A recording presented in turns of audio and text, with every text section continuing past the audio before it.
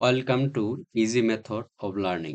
আমি পলাশচন্দ্র রায় পড়াশোনা করতেছি বর্তমানে জগন্নাথ বিশ্ববিদ্যালয়ে। আজকের আলোচ্য বিষয় অ্যাপ্রোপ্রিয়েট প্রিপারেশন। এখন প্রশ্ন হতে পারে যে এই গুরুত্বপূর্ণ লেসনটি কাদের জন্য? উত্তর সকলের জন্য। বিশেষ করে যারা ঠিকভাবে ইংরেজিকে শিখতে এবং প্রয়োগ করতে চায়। ইংরেজি একটা কি ভাষা, এই ভাষাটাকে আমাদের সুন্দরভাবে প্রয়োগ করার জন্য এটা শিখতে হবে, জানতে হবে, তারপরে আমরা প্রয়োগ করতে পারবো ভালোভাবে। এছাড়া বিশেষ করে বিভিন্ন প্রতিযোগিতামূলক পরীক্ষা যেমন পিএসসি, জেএসসি, এসএসসি, এইচএসসি অথবা কোনো বড় ধরনের প্রতিযোগিতামূলক পরীক্ষা যেমন ভার্সিটি অ্যাডমিশন, নার্সিং, মেডিকেল এবং যেকোনো ধরনের সরকারি পরীক্ষা, চাকরি পরীক্ষা, ব্যাংকের পরীক্ষা, বিসিএস, শিক্ষক নিবন্ধন যেকোনো ধরনের পরীক্ষায় আমরা আ যারা অংশগ্রহণ করতে চাই বা অংশগ্রহণ করব তাদের জন্য এই অংশটি খুবই গুরুত্বপূর্ণ। তাই আমাদের উচিত এই অংশটিকে সুন্দরভাবে শিখে আয়ত্ত করা। So let's start the important learning to make your English skill perfect. প্রথমে জেনে নেওয়া যাক প্রিপোজিশন কাকে বলে। এই প্রিপোজিশন একটি শব্দ। এই শব্দটিকে আমরা ২ টা অংশে ভাগ করব। ভাগ করতে পারি। যেমন হচ্ছে প্রি, এখানে প্রি আসলো। এখানে প্রি। এদিকে পজিশন, পজিশন শব্দ। অর্থাৎ প্রি অর্থ হচ্ছে পূর্বে বা আগে, আর পজিশন অর্থ হচ্ছে বাংলা অর্থ হচ্ছে অবস্থান। পুরো অর্থ কি দাঁড়ায়? যে পূর্বে অবস্থান। মানে যে শব্দগুলো বা যে ওয়ার্ডগুলো কি করে নাউন বা নাউন ফ্রেজের পূর্বে বসে সেন্টেন্সের অন্য শব্দগুলোর মধ্যে সম্পর্ক সৃষ্টি করে তাদের প্রিপোজিশন বলে। যে প্রিপোজিশন গুলো যেমন হচ্ছে ইন হতে পারে, অফ হতে পারে, উইথ হতে পারে, বিটুইন এরকম অনেক প্রিপোজিশন রয়েছে। ঠিক আছে? এই শব্দগুলো কি করে এই প্রিপোজিশন গুলো এই সেন্টেন্সের মধ্যে অন্য শব্দগুলোর মধ্যে সম্পর্ক সৃষ্টি করে। এখন আমাদের এখানে বলা আছে কি নাউন বা নাউন ফ্রেজ। আসলে নাউন এখন আমাদের জেনে নেওয়া যাক যে নাউন বা নাউন ফ্রেজটা আসলে কি? নাউন বা নাউন ফ্রেজ আসলে হচ্ছে যে যেকোনো ধরনের নাম। কারো নাম হতে পারে ফলের নাম, ফুলের নাম, দেশের নাম। যেমন দেশের নাম হচ্ছে Bangladesh.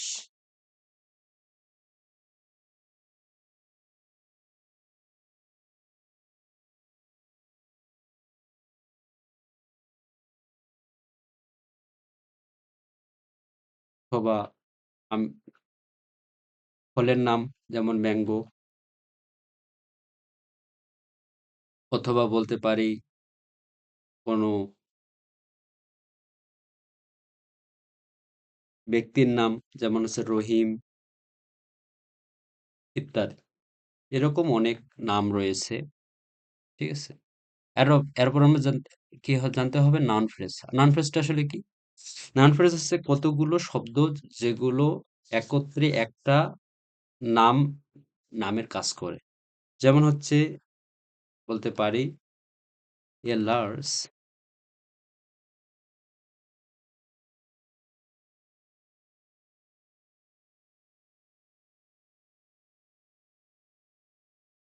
A large tree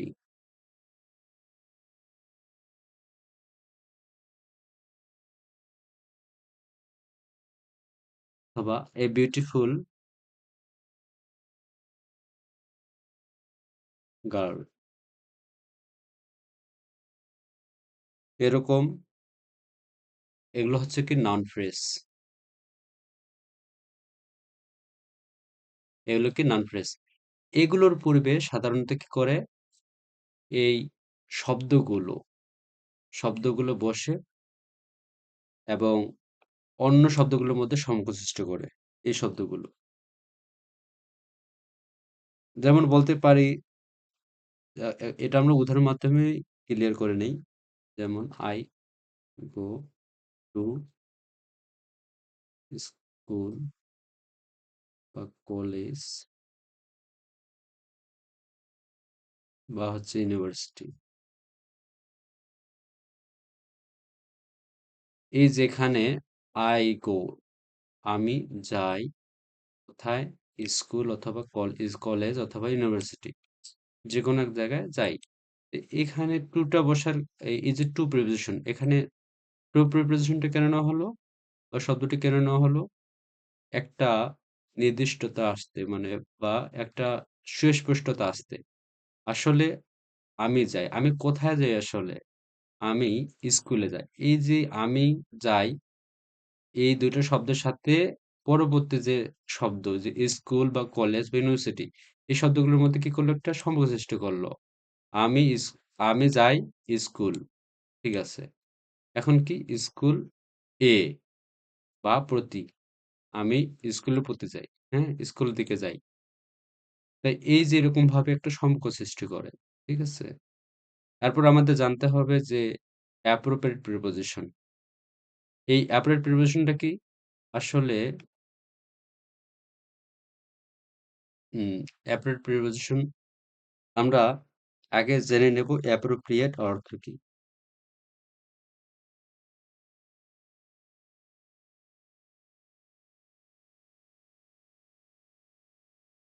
appropriate অর্থ হচ্ছে উপযুক্ত বা যথাযথ, হ্যাঁ? যথাযোগ্য এরকম হতে পারে অনেকগুলো synonymous শব্দ হতে পারে।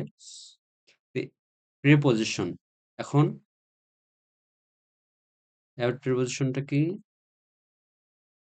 যে শব্দগুলো নাউন অথবা ভার্ব, অ্যাডজেক্টিভ অথবা পার্টিসিপল এর পরে অ্যা বসে, ঠিক আছে? এবং নির্দিষ্ট অর্থ রয়েছে, এগুলোকে কি বলা হয়? Appropriate preposition. অর্থাৎ উপযুক্ত নাউন বা ভার্বের পরে বা অ্যাডজেক্টিভ বা পার্টিসিপল পরে যে আ প্রিপোজিশন বসার দরকার অর্থ অনুসারে, সে অনুসারে বসলেই তাকেই বলা হবে অ্যাপ্রোপ্রিয়েট প্রিপোজিশন। অর্থাৎ উপযুক্ত প্রিপোজিশন, উপযুক্ত নাউন বা ভার্ব অ্যাডজেক্টিভের বা পার্টিসিপল পার্টিসিপল এর পরে। এগুলো বসতে হবে। তাহলে তাকে আমরা বলব অ্যাপ্রোপ্রিয়েট প্রিপোজিশন। যেমন নাউনের পর সাধারণত কোন শব্দগুলো বসতে পারে? এই যে নাউন, যেমন নাউন নিতে পারি অ্যাফেকশন, অ্যাফেকশন, অ্যাফেকশন অর্থ হচ্ছে স্নেহ। অ্যাফেকশন ফর অর্থ হচ্ছে কি? স্নেহ। অর্থাৎ দেখলাম যে এখানে নাউনের পরে কি প্রিপোজিশনটা বসছে ফর। এখানে নাউন হচ্ছে অ্যাফেকশন আর এখানে ফর হচ্ছে কি? প্রিপোজিশন। আর এবং নির্দিষ্ট অর্থ হচ্ছে কি? স্নেহ। এরকম এগুলো হচ্ছে কি? প্রিপোজিশন। আবার ভার্ব হচ্ছে এই যে অ্যাভয়েড। অ্যাভয়েড একটা ভার্ব এবং এর পরে আছে কি? প্রিপোজিশন। আর নির্দিষ্ট অর্থটা কি? মেনে চলা। এরকম অ্যাডজেক্টিভ হিসেবে হলে এ অ্যা অ্যানোয়েট। অ্যানোয়েটে এসেছে অ্যানো থেকে। অ্যানো অর্থ হচ্ছে বিরক্ত করা। সেখান থেকে পাস্ট পারফেক্ট হিসেবে বা অ্যাডজেক্টিভ হিসেবে এসেছে অ্যানোয়েট এবং এই যে অ্যাডজেক্টিভ এর পরে কি বসছে? ফর অর্থাৎ প্রিপোজিশন ফর বসছে এবং নির্দিষ্ট অর্থ হচ্ছে কি? বিরক্ত। এরকম অনেক অ্যাব্রেট প্রিপোজিশন রয়েছে এবং নির্দিষ্ট এগুলোর অর্থ রয়েছে এবং এগুলো সাধারণত নির্দিষ্ট অর্থেই ব্যবহৃত হয়। অন্য কোনো অর্থ হয় না।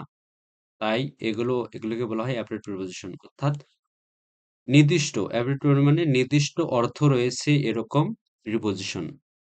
এগুলোর সঠিক ব্যবহার আমাদের জানতে হবে। ধারাবাহিকভাবে আমরা এই লেসন গুলো নিয়ে কাজ করব এবং আশা করি যে আমাদের যেকোনো ধরনের পরীক্ষায় যে যদি এই অ্যাপ্রোপ্রিয়েট প্রিপোজিশন থেকে অংশটি থেকে আসে তাহলে আমরা সুন্দরভাবে আ সেগুলো কি করতে পারবো? এপ্লাই করতে পারবো এবং আমাদের কাঙ্ক্ষিত যে ফলাফল সেটা আমরা দেখতে পাবো। ধন্যবাদ। আ পরবর্তীতে ভিডিওগুলো পাওয়ার জন্য অবশ্যই এই ইজি মেথড অফ লার্নিং এই চ্যানেলটিকে আপনারা সাবস্ক্রাইব করবেন এবং